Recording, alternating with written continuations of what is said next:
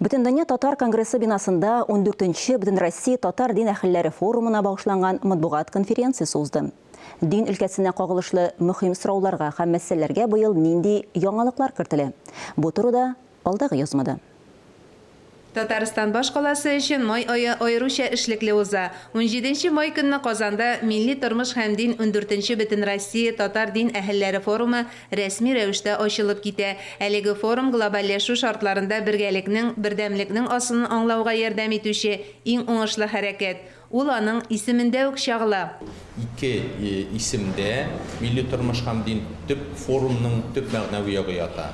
Беренчедән татар дөньясы өчен, татар өчен, бу халкыбыз өчен бу әлеге ике төшенчә ул аерылгысыз һәм без бүгенге көндә татар дин әһелләренең дини тәгълимат ягыннан гына түгел, аларның социаль институтны җитәкләүче, әйдәп баручылар буларак күрәбез һәм милли тормыштагы ролен бүгенге көндә дин әһелләренә әйтеп бетергесе зур.